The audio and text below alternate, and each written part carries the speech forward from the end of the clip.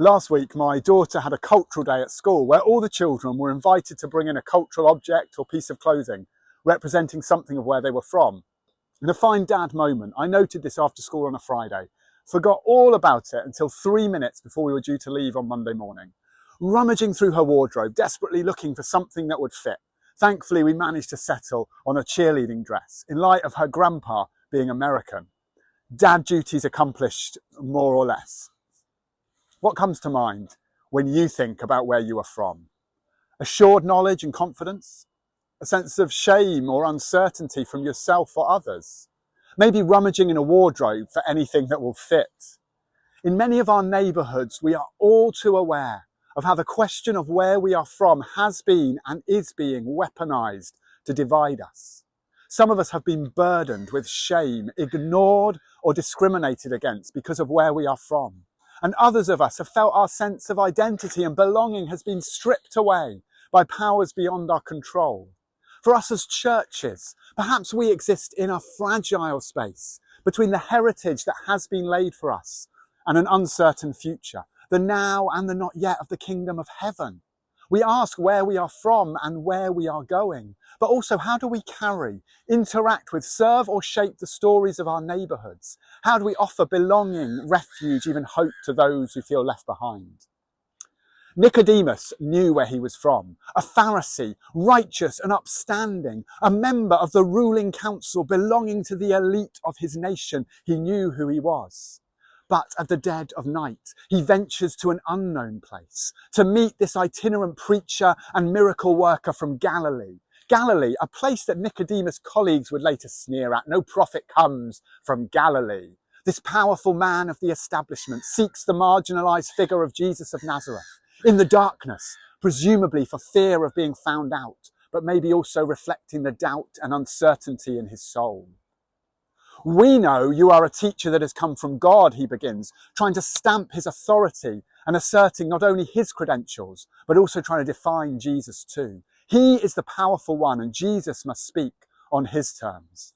But Jesus has other ideas. No one can see God's kingdom, he says, unless they are born again, or born from above, some translations say. Words that pull the rug from under Nicodemus' feet. Words that send him spiralling into questions of how can this be? They threaten his power, they unsettle him. But actually these words, if we read his story through John's Gospel, start a journey in Nicodemus of transformation and faith. In many Christian circles, the words born again have come to mean something very particular. In the charismatic and Pentecostal tradition I was raised in, they were sadly used to distinguish or judge between what was considered true faith and what claimed to be faith but was considered not.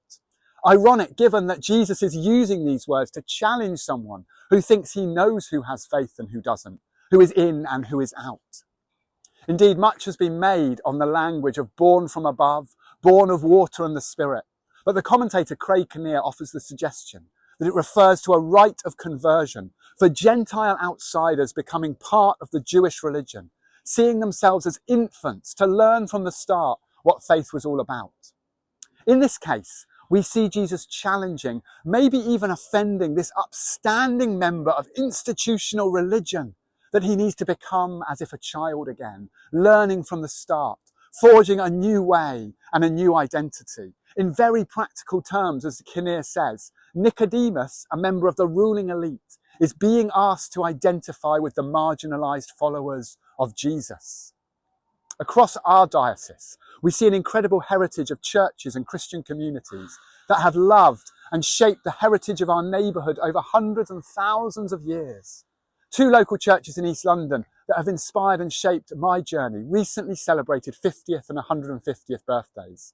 I know for other churches that makes them mere infants, but how incredible to think of the impact of their gospel witness over that time, the legacy of those who first envisioned them. A great inspiration to us here at Christ Church Three Mills. This year we celebrate our 5th birthday, and we yearn to build here a story of radical love and welcome that will last. And yet, friends, there is a sense where we can too readily cling to our past that may shut us off from the move of God in our present and future. Indeed, each time we come to God in prayer, when we gather and listen and contemplate God's work, aren't we in a way opening ourselves to an uncertain future? Asking God to guide us into the unknown?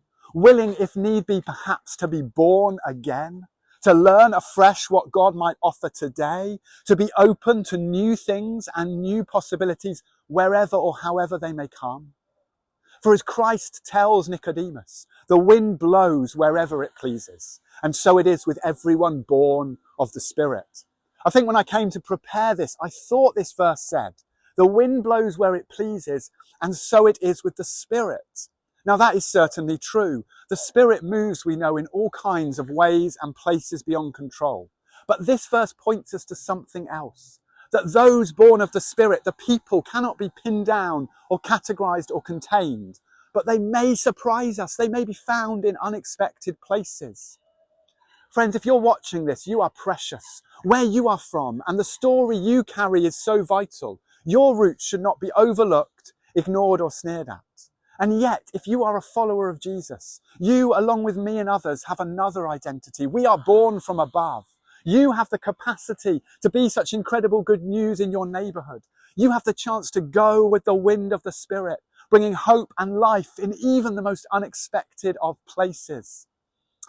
In their incredible book, Being Interrupted, Al Barrett and Ruth Harley offer us the idea that we all too readily in the Gospels identify ourselves with Jesus as initiator, bringing the church's mission to the outsiders, acting on our communities. But if we take a moment to stand with Nicodemus, to find the message of God coming to us from this marginalized man from Nazareth, as is said elsewhere in John, what good can come from Nazareth? If we do that, we might notice something about God's work and our neighborhoods. The church, and certainly our own personal church, do not have a monopoly on the things of God. The Spirit is moving beyond the walls of our church in even the most unexpected of places, amongst people that we may have written off because of where they're from, their wealth, their status, their background, or even their behavior. Those born of the Spirit are not easily contained or defined. They are certainly not just those sitting in our pews or on our seats on a Sunday morning. The Spirit is at work in magnificent and marvelous ways all around us. And we, like Nicodemus, are invited to step out, being in some ways born again, to learn afresh what God is doing and to be able to join in.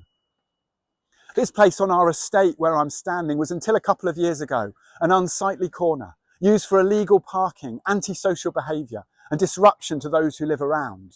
The church, in its presence in our neighbourhood, got to know local people concerned about it.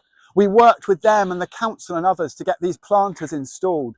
We put up lights in winter and we began to form a community space here, trying to create a space that's more safe, more joy-filled, more productive and more welcoming than before. It's still, as you can see, a work in progress, but in spaces like this, we see the Spirit at work.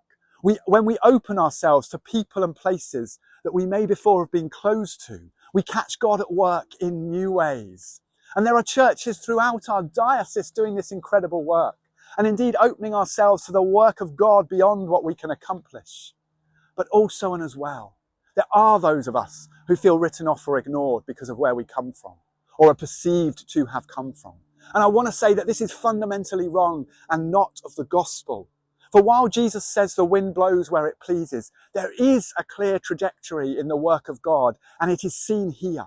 For God so loved the world that God gave God's only Son. And in John's theology, the world is not generic. It is the neighborhood. Christ moved into the neighborhood. Christ did not come to condemn the neighborhood, but to save it.